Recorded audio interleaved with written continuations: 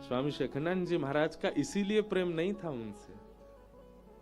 आज महाराज जी के श्री स्थान से हमारे पूज्य महाराज जी आए हैं, आपको बारंबार प्रणाम करते हैं। सच्चिदानंद रूपाय विश्वोत्पत्त्यादि हेतवे तापत्रय विनाशाय श्री कृष्णाय वयं नुमः। 3 रूप, 3 गुण और 3 कर्मों की चर्चा महात्मा के प्रथम श्लोक में है। बहुत ध्यान से सुनो सब लोग। हमारे वृंदावन के रसिक जन आज्ञा करते हैं, सत्य, चैतन्य और आनंद 3 रूप बताए ठाकुर जी के। ओम तत्सत, ये 3 शब्द आप कहीं भी सुनते हो तो सीधा अर्थ लगा लीजिए कि ठाकुर जी को अंकित किया जा रहा है, ठाकुर जी को संकेत किया जा रहा है। ओम, तत् और सत। भागवत जी के महात्म्य में सच्चिदानंद, सत शब्द से ही प्रारंभ है, यानी सत परमात्मा को जिस दिन आपने जड़ ना मान करके चैतन्य मान लिया, उसी दिन से आनंद की प्राप्ति हो जाएगी। सच्चिदानंद रूपाय। हम अपने ठाकुरों को हम सेवा करते हैं, सबके घर में सेवा विराज रही है, चाहे लड्डू गोपाल हो, चाहे त्रिभंग लली ठाकुर जी हो, हमारे गिरधर लाल जी हैं, किसी के यहां चित्रपट की सेवा है। आप अपने ठाकुर को यदि आकृति मानते हो, आप अपने ठाकुर को यदि धातु मानते हो, आप अपने ठाकुर को यदि जड़ तत्व मानते हो, आपको आनंद कभी अनुभव नहीं होगा। आत्मा को चैतन्य मानो, वे साक्षात चैतन्य हैं। वे हमारी तरह खामे, वे हमारी तरह बैठे, वे हमारी तरह चले। महाराज जी अभी बैठे थे, सुदामा कुटी वाले, वे कह रहे थे, चर्चा सुना रहे थे।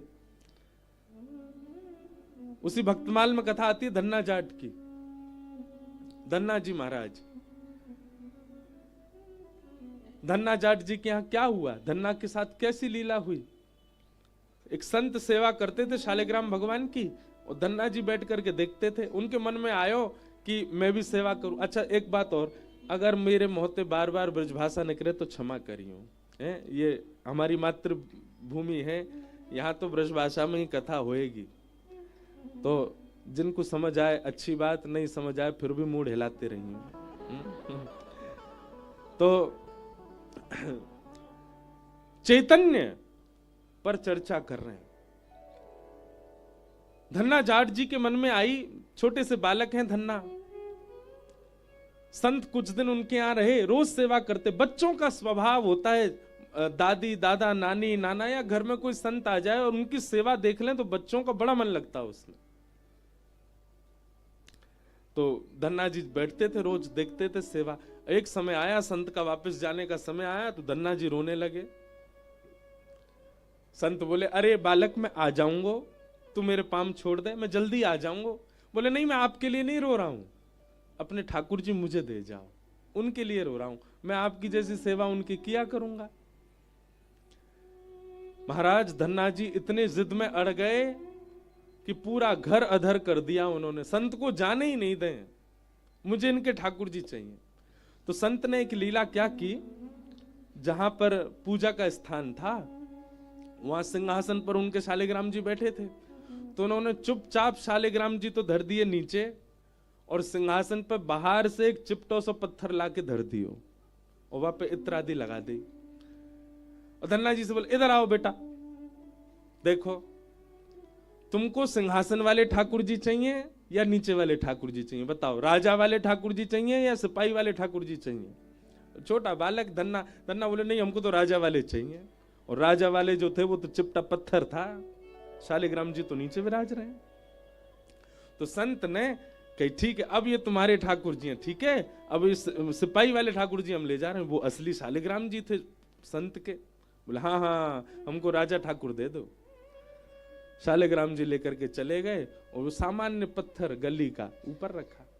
अब धन्ना जी उनको ही नहलामे, उनको ही सुलामे, उनके ही तिलक करे, मैया से लड़े, मैया मुझको रोरी दिलवाओ, चंदन दिलवाओ, ठाकुर जी को श्री लगानी। मैया कोई व्यवस्था नहीं कराए तो बेचारे बाहर से मट्टी में ही पानी मिलाए के वहां को चंदन लगा दें, कोई व्यवस्था नहीं फिर भी सेवा करें।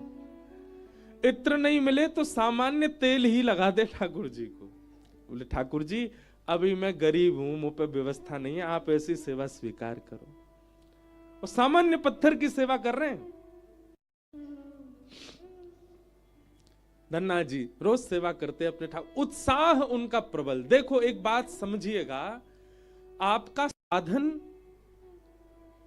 आपकी व्यवस्था, आपकी बहुमूल्य वस्तु सेवा नहीं प्रकट करती हैं। सेवा में दो चीजें बहुत आवश्यक हैं, पहला भाव और दूसरा उत्साह। यदि भाव और उत्साह है तो व्यवस्था कैसी है ठाकुर जी को कोई चिंता नहीं। भाव और उत्साह प्रबल होना चाहिए ठाकुर जी के प्रति, और धन्ना जी का वो प्रबल है, भाव भी प्रबल है और उत्साह, उत्कंठा, आलस्य नहीं करते सेवा में। अपने ठाकुर जी को ऐसी मट्टी घिस के वहां में जल लगा के चंदन भी लगा देते, ठाकुर जी चंदन लग गए हो, तेल लगा के बोलते इत्र लग गए हो। बोले भोग कैसे लगाऊं, मैया से लड़ते, बोले पहली थाली ठाकुर जी की निकालो, ठाकुर जी का भोग लगेगा। ठाकुर जी के आगे भोग धर देते, पर्दा लेके ऐसे ही खड़े हो जाते, ठाकुर जी भोग लगा लो। और थोड़ी देर पकड़ के खड़े रहते, फिर वहां के बाद ऐसे पर्दा नीचे करके देखते ठाकुर जी खा रहे हैं कि नहीं। अरे आप तो पाई ना रहे, जल्दी पा लो ठाकुर जी, अच्छा एक देर और पा लो। ठाकुर जी ने नहीं पाया, धन्ना जी बड़े व्याकुल हो गए, ठाकुर जी आप पा क्यों नहीं रहे हो, दाल में कछु कमी है, रोटी बढ़िया ना बनी, इस सामग्री में कोई कमी छूट गई है ठाकुर जी जो आप पा नहीं रहे हो। ठाकुर जी ने जब नहीं पायो तो धन्ना जी बोले अच्छा धनवानन के यहां पाओ आप, हम निर्धन हैं, हमारे नहीं पा रहे हो। ठीक है मैं भी वचन दे रहा हूं, आप नहीं पाओगे तो मैं भी नहीं पाऊंगा, मैं हूं भूखा रहूंगा। और महाराज धन्ना जी एक रात भूखे ही सो गए। दूसरे दिन प्रारंभ भयो, गुस्सा में ही सेवा कर रहे हैं ठाकुर जी की, खुद तो भूखे रहे, हम भूखों। अरे कम से कम हमारी भूख मिट जाए, वाके लिए खा लियो। ठाकुर जी आज फिर पधराऊंगा, आज पा लियो, मुंह पे ज्यादा भूख सहन नहीं होवेगी। अच्छा देखो ठाकुर जी से लड़ भी रहे हैं, लेकिन धन्ना की जिद कैसी, चाहते तो पा सकते हैं, चाहे तो पा सकते हैं, पर नहीं, लड़ भी रहे हैं और प्रेम भी इतना ठाकुर जी से, जब तक नहीं पाओगे मैं भी नहीं पाऊंगा। दूसरी रात भी निकल गई, धन्ना जी ने कुछ नहीं पाया, छोटे से बालक धन्ना। ठाकुर जी को दया आ गई धन्ना पर। तीसरे दिन धन्ना बोले आज तो मुंह पे सांसों नहीं लाई जा रही, आज तो मुझे घबराहट हो रही है, मेरे पेट में चूहा कूद रहे, ठाकुर जी मेरे काजे पालो। पुनः थाली लेके आए, बोले आज नहीं पायो तो प्राण निकल जाएंगे मेरे, ठाकुर जी पाए लो।